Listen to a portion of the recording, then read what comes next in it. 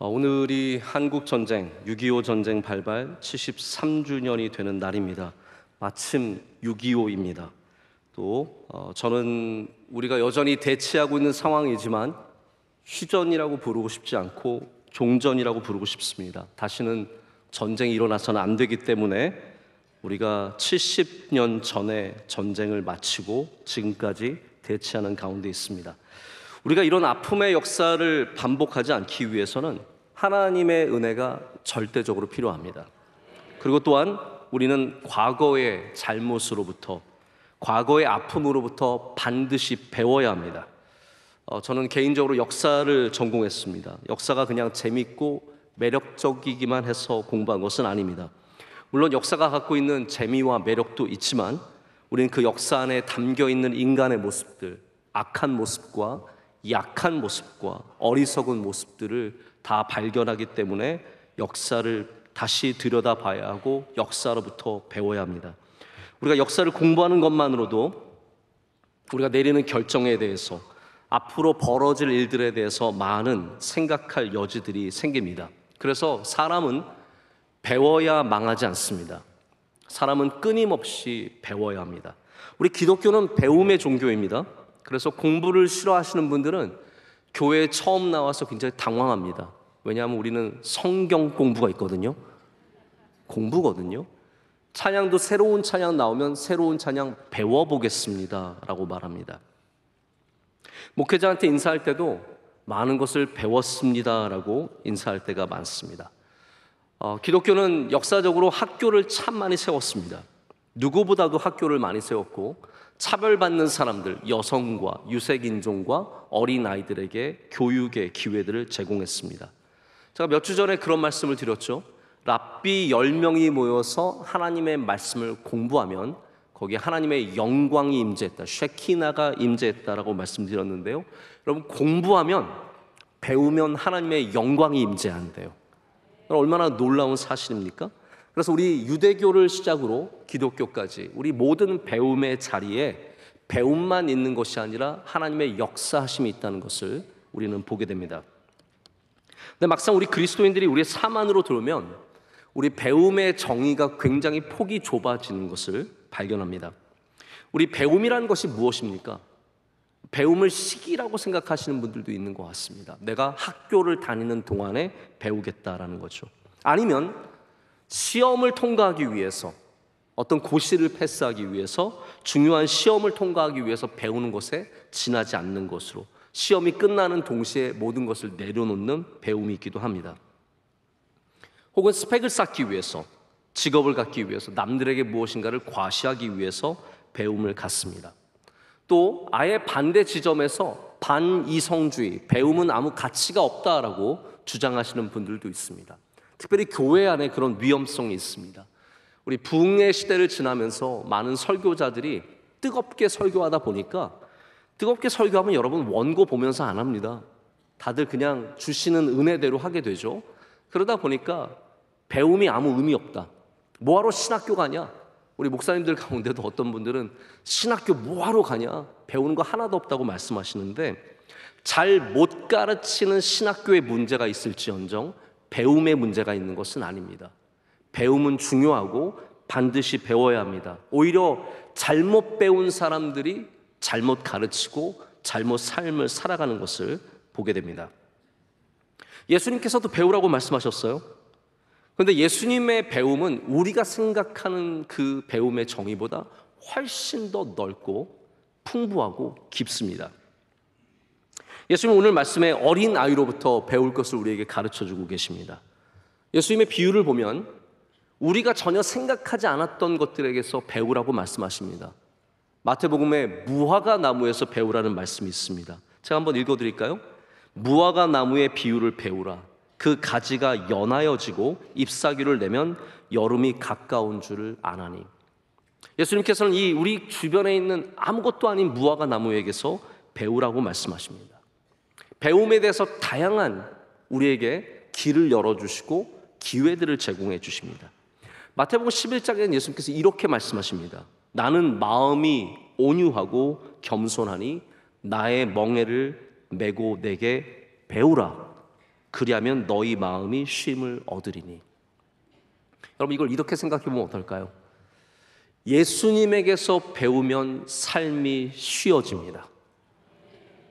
그렇지 않습니까? 제대로 배우면 쉬워요. 여러분, 김치 담그는 게 얼마나 어렵습니까? 그런데 제대로 배우면 김치 담그는 거 그렇게 어렵지 않습니다. 이상하게 배우니까 힘들고 괴롭고 어려운 거예요. 뭐든지 제대로 배우면 쉼이 있습니다. 우리가 예수 그리스도를 제대로 배우면, 기독교를 제대로 배우면, 믿음을 제대로 배우면 거기 쉼이 있습니다. 그런데 예수님을 잘못 배우니까 교회가 짐이 되고 믿음이 짐이 되고 모든 게 다 짐이 되는 겁니다. 우리는 짐을 쉼으로 바꿀 수 있어야 합니다. 그러기 위해서는 제대로 배워야 된다는 거죠. 예수님에게서 배워야 된다는 겁니다. 제가 좀 하찮은 표현으로 표현하자면 제대로 배워야 엉뚱한 데서 삽질하지 않습니다. 그런 사람들 있죠. 고생은 고생대로 다 했는데 안 되는 거예요. 왜 그렇습니까? 제대로 배우지 않았기 때문에. 올바른 곳에서 삽질하는 게 아니라 엉뚱한 데서 고생하고 있기 때문에 길이 열리지 않고 문제가 해결되지 않습니다. 제대로 배우면 쉽습니다. 우리는 예수님께 가서 제대로 배워야 합니다. 오늘 제목에서 제가 배움의 능력을 은사로 여러분께 제시한 이유가 있습니다. 왜냐하면 배움은 좋은 것이고 은사도 좋은 것이기 때문입니다. 하나님께서 우리에게 은사를 기프트라고 하죠. 선물을 주시는데 하나님이 주시는 은사는 다 좋은 것들입니다. 나쁜 것을 우리에게 주실 리가 없습니다. 그래서 은사 중에 가장 귀한 은사를 우리가 뭐라고 합니까? 사랑이라고 하는 거예요. 누가 사랑할 줄 알면 그 사람이 최고의 은사를 가진 겁니다. 근데 저는 사랑 못지않게 배움의 은사가 참 중요하다고 생각합니다. 성경은 은사를 사모하라고 가르치거든요. 오늘 여러분 이 말씀을 들으면서 배움의 은사를 사모하시기를 축복합니다. 그러면 우리는 평생 주님 안에서 믿음으로 굳건해지고 성장하는 은혜를 누릴 수 있습니다. 그런데 배움의 은사에는 어떠한 능력이 필요할까요? 우리가 만약에 배운다라고 한다면 학원에 가야 합니까? 아, 나 배움의 은사를 가르치려고 또 학원에 가야겠구나. 학교에 입학해야겠구나. 여러분, 절대로 우리 배움과 학교가 이렇게 직접적인 관계가 있는 것만은 아닙니다. 내가 좋은 선생님을 못 만나서 못 배운 게 아니죠. 배움은 자세입니다. 어떤 자세를 갖고 있느냐에 따라서 배울 수 있고, 아무리 좋은 곳에 가서 좋은 선생님을 만나도 배움의 자세가 없으면 절대로 하나도 배울 수가 없습니다. 그래서 배울 줄 아는 사람은 어디 갖다 놔도 배움을 갖습니다. 여러분, 그래서 우리의 배움이 오늘 이 말씀을 통해서도 이 교회 안에서도, 여러분 교회에 뭘 기대하고 오셨습니까? 오늘 배우는 은혜가 있으시길 축복합니다. 배움의 은사를 받은 사람은 저같이 하찮은 사람이 설교해도 은혜를 받을 수 있고 배울 수 있습니다. 그러나 배움의 은사가 없으면 여기에 누가 와도 한마디 배울 게 없게 되는 것이죠. 저는 여러분이 이 말씀을 통해서 배움이 넓어지시기를 축복합니다.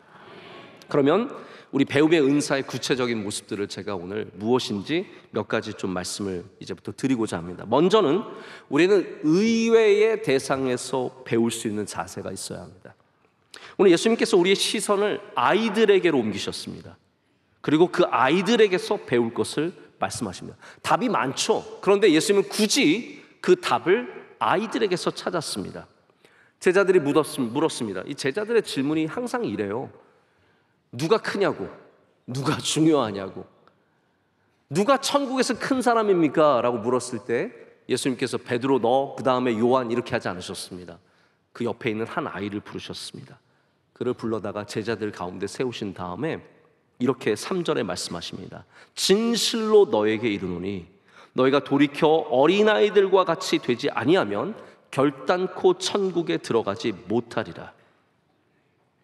여기 불려온 아이를 한번 생각해 보십시오. 예수님께서 이 아이처럼 되지 않으면이라고 말씀하셨습니까? 아니죠. 예수님은 아이를 불러다 놓으셨지만 이 특별한 아이처럼이 아니라 모든 아이들처럼, 복수로 적혀 있습니다. 아이들처럼, 어린 아이들처럼 되지 아니하면이에요. 만약에 이 특별한 아이를 예수님께서 가리키시는 것이었다면 이렇게 생각해 볼 수 있습니다. 만약에 그 아이가 착한 아이여서, 훌륭한 아이여서, 예를 들어서 갈릴리 초등학교 전교 회장인 거예요. 이 아이처럼 되지 않으면 천국에 들어가지 못한다. 그럼 이해가 갈 수도 있을 것 같아요. 혹은 갈릴리 명성교회의 학생회 회장이에요. 이 아이처럼 되지 않으면 얘는 기도 많이 하는 아이고 성경 공부 열심히 하는 아이고. 아닙니다. 예수님은 이 아이처럼이 아니라 어린아이들처럼, 우리 보편적인 어린아이들, 어떻게 보면은 아무것도 모르는 그 아이들, 그러나 그 안에 순수함과 그 안에 따뜻함을 갖고 있는 그 아이들처럼 되지 아니하면, 그 겸손한 마음을 갖지 아니하면 우리가 천국에 들어갈 수 없다라고 말씀하시죠. 당시 아이들은 배움의 대상이 아닙니다. 아이들에게서 뭘 배웁니까? 아이들은 배움의 대상으로 관찰하는 그러한 존재들이 아닙니다. 그들은 가르쳐야 하는 존재예요. 여러분, 아이들 가르쳐야죠. 빨리 말 가르쳐야 되고, 밥 잘 먹는 거 가르쳐야 되고, 사람들한테 인사하는 거 가르쳐야 되고, 가르칠 것뿐 아닙니까? 근데 예수님께서는 그 아이들이 가르침의 대상이 아니라 배움의 대상이라는 거예요. 여러분이 여러분의 삶에 무엇이 가르침의 대상이고 무엇이 배움의 대상입니까? 여러분의 배움의 대상의 폭을 넓히지 않으면 우린 절대로 배울 수 없습니다. 어린 아이에게서도 배우는 마음이 있어야 된다는 거죠.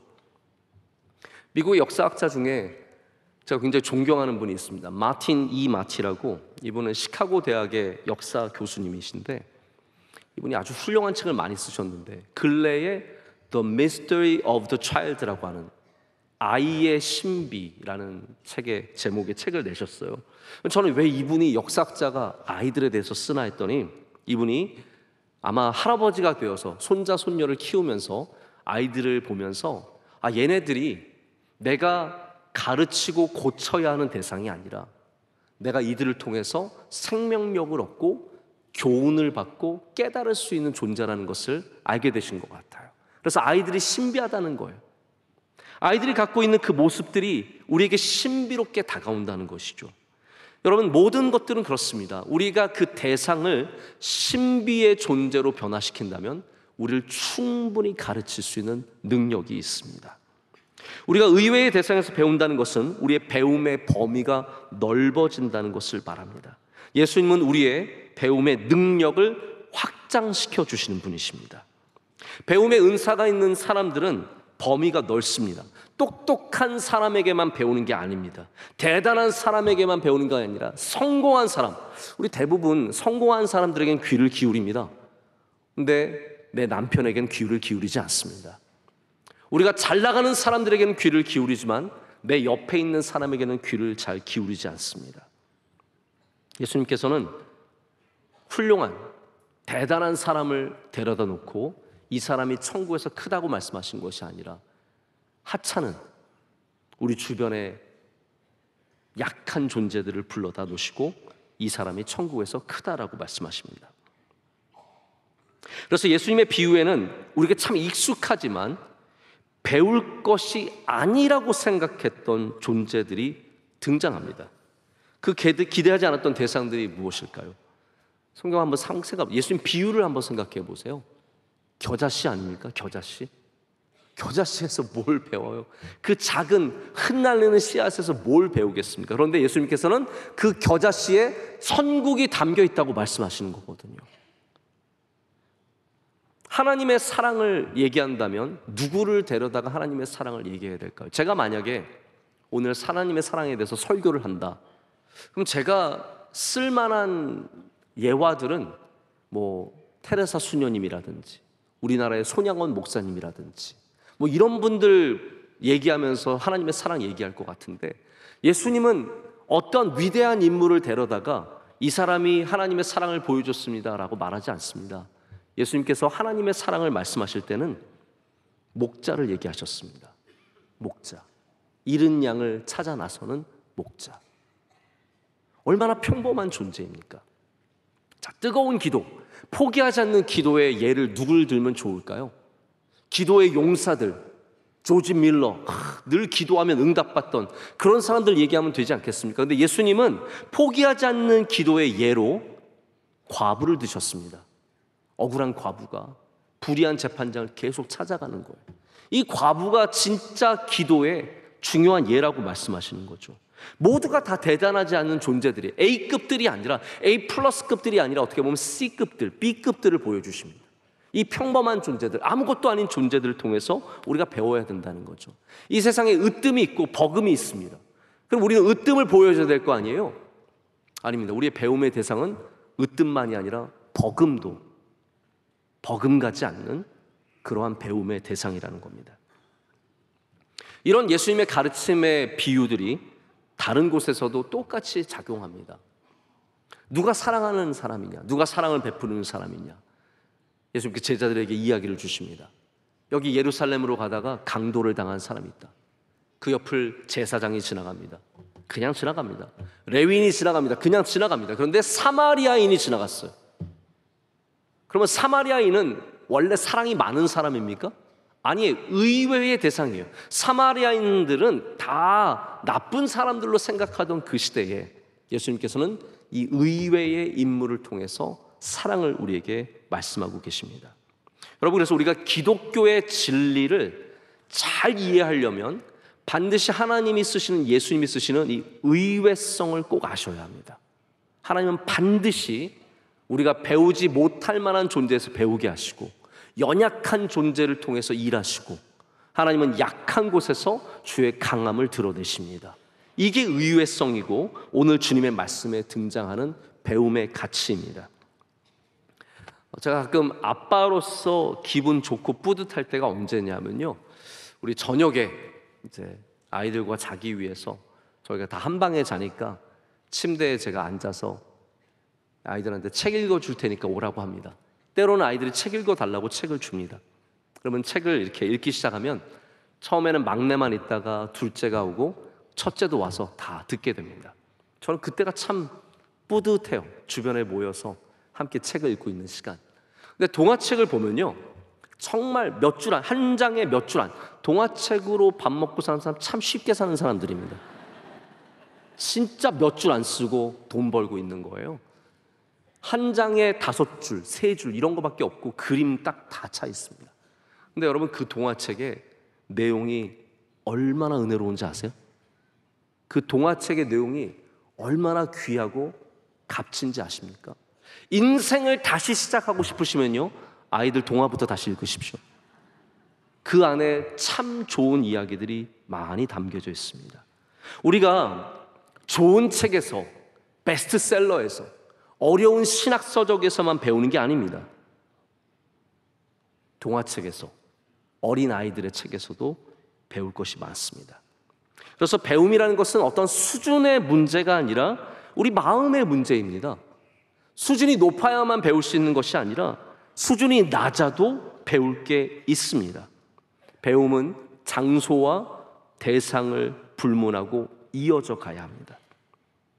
오늘 예수님께서 어린아이들의 낮은 마음을 배우라고 하십니다. 우리 대부분의 사람들은 배움의 대상과 가르침의 대상을 딱 정해놓습니다. 이 사람은 내가 배울 만한 사람이고 저 사람은 내가 가르쳐야 할 사람이라는 거죠. 이게 좀 뒤바뀌셔야 합니다. 섞여야 합니다.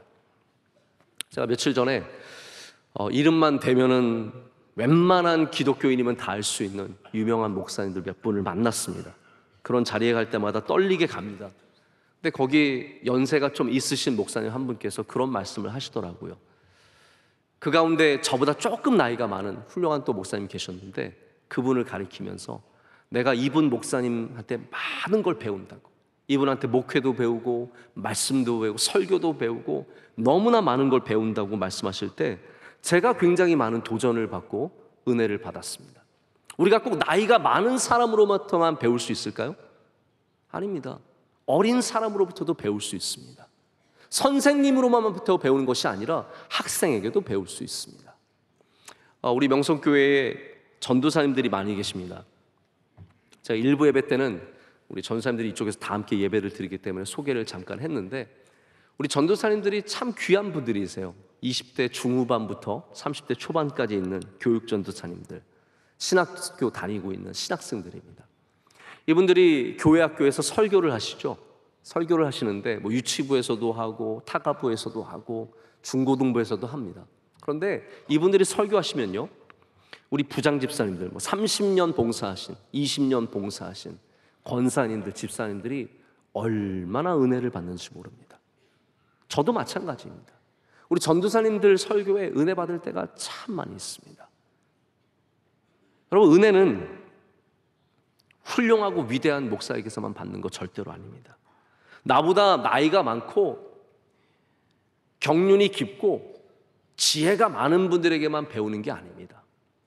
우리 앞에 누가 섰든지 배우려는 마음이 있다면 우린 그 마음을 통해서 배움의 은혜를 누리게 되는 것이죠.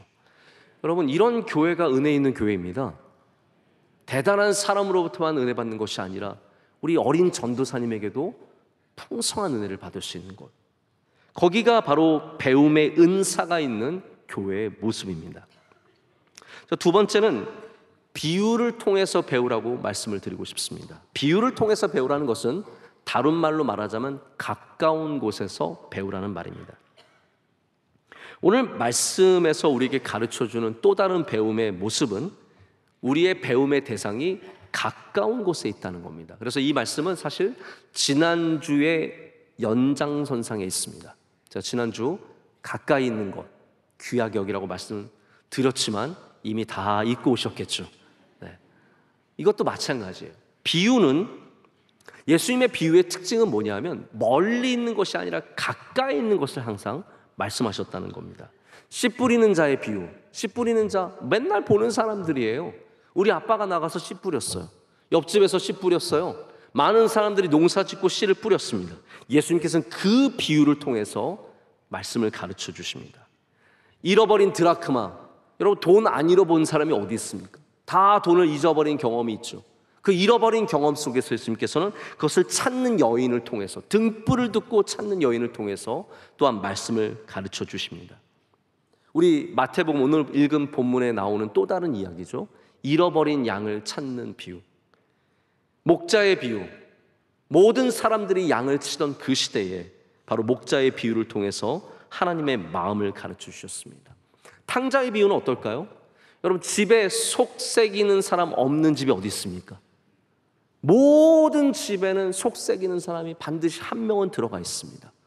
당연한 거예요. 탕자에 대한 비유를 통해서 예수님께서는 바로 그러한 가정에 대해서, 돌아오는 기쁨에 대해서 말씀해 주십니다. 이 모든 비유가 이스라엘 사람들 가까이 있는 비유였습니다.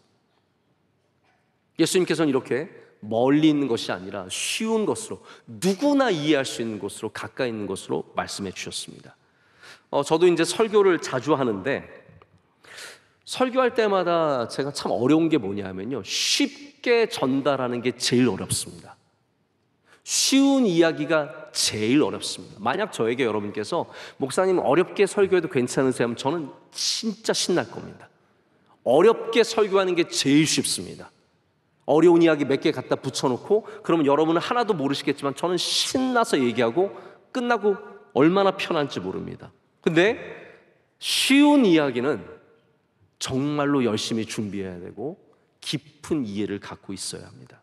제가 실력이 부족하니까 여러분께 쉽게 전달해드리지 못해서 죄송할 때가 참 많이 있습니다. 원래 비유라는 말 자체가 파라볼레이거든요. 헬라어로 파라볼레인데, 파라볼레가 아니라 파라볼레예요. 패러블, 영어로는 패러블이죠. 파라는 가까이 있다는 뜻이에요. 내 주변, 페라미터. 그래서 영어에도 페라라는 단어가 많이 나오지 않습니까? 파라는 가까이 있다는 뜻이고 볼레는 던지다는 뜻이에요. 내 가까이 있는 것을 내 앞에 던져놓고 보는 것이 바로 비유입니다. 예수님의 비유는 다 쉬운 것들을 앞에다 놓고 말씀해 주시는, 겨자씨 하나 놓고 말씀하시는 것이고, 오늘은 어린아이를 데려다 놓고 말씀을 하시는 겁니다.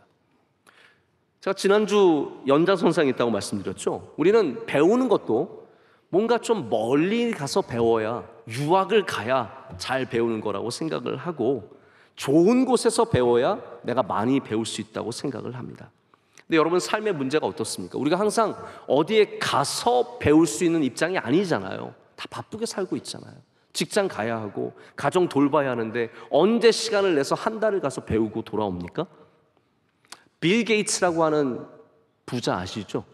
빌 게이츠. 빌 게이츠는 1년에 일주일을 딱 내어서 남태평양에 있는 섬은 통째로 빌려가지고 거기에 비행기, 자기 자가용 비행기 타고 가서 일주일 동안 가져온 책만 읽고 핸드폰도 다 꺼놓고 그렇게 보낸대요.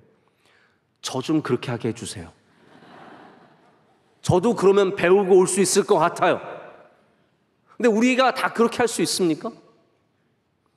우리가 시간을 일주일 빼기가 얼마나 어려운데요. 혼자 가긴요. 혼자 가면 아내한테 쫓겨납니다. 아이들은 뭐라고 하겠습니까? 책만 읽고 어떻게 핸드폰 끄고 있으면요 난리 납니다. 직장 상사들이 난리 납니다. 핸드폰 끄고 지낼 수 있는 사람은 능력 있는 사람들이에요. 카톡 없는 사람들, 제가 보니까 카톡 없는 사람 별로 없는데 원로 목사님도 없고 저도 없거든요. 차이가 약간 있다면 원로 목사님은 할 줄 몰라서 없으신 거고 저는 안 하는 거죠. 다 우리는 카톡의 노예로 살고 있고 핸드폰을 끌 수 없습니다. 그럼 우리는 못 배우는 겁니까? 우리는 배울 수 있는 기회가 없는 겁니까? 제가 2012년도인가 3년도에 좀 말하기도 이름이 너무 거창한 직분을 하나 받게 되었어요.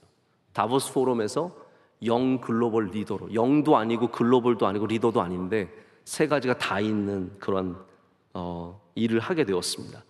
제가 그거를 한 5년 동안 하게 되었는데 저에게 굉장히 좋은 기회를 많이 제공을 했어요. 이제 그 중에 하나가 세계적인 대학에 가서 한 달 혹은 두 달, 몇 주 동안 연구할 수 있는 기회를 주는 거예요. 이메일이 왔습니다. 하버드 케네디 스쿨에서 3주 동안 프로그램이 있는데 가겠냐라는 거예요. 한 번은 또 왔는데 싱가포르에 있는 리콴유 대학에서 한 달 동안 공부할 수 있는데 가겠냐는 거예요. 한 번은 또 왔는데 옥스퍼드 대학에서, 그 옥스퍼드 대학에서 다시 공부할 수 있는 기회가 있으니까 가라고 저에게 연락이 왔어요. 근데 여러분, 목회하는데 어째 거기에 갈 수 있겠습니까? 지금은 약간 후회가 돼요. 내 이력서에 하버드 넣으면 얼마나 멋있을까? 옥스퍼드 들어가 있으면 얼마나 고상해. 옥스퍼드 들어가 있으면 얼마나 괜찮을까? 근데 여러분, 저는 후회하진 않습니다. 하버드에 가야만 배우는 것 아닙니다. 그런 기회가 아니더라도 우리 주변에 주신 것만으로도 배울 수 있습니다.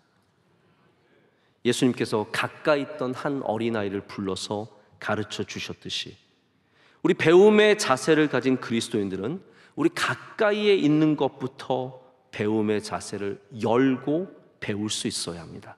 내 가까이 있는 사람이 누구인가? 내 가까이서 기도하는 사람 통해서 기도를 배우고, 예배 진실되게 드리는 사람 통해서 예배를 배우고, 삶을 정직하게 살아가는 사람을 통해서 정직과 성실을 배운다면 여러분, 우리는 가까이서 모든 것들을 다 배울 수 있습니다.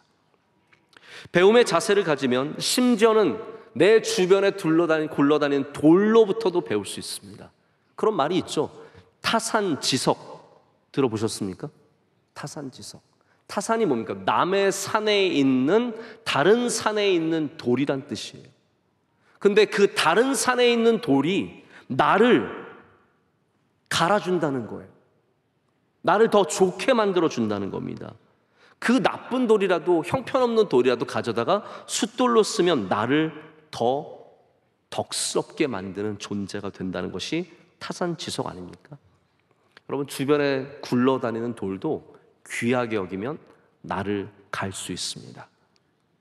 마지막으로 배움을 멈추지 말아야 합니다. 이것이 바로 배움의 은사를 가진 사람의 능력입니다. 훌륭한 운동선수들은 끊임없이 새로운 기술들을 연마합니다.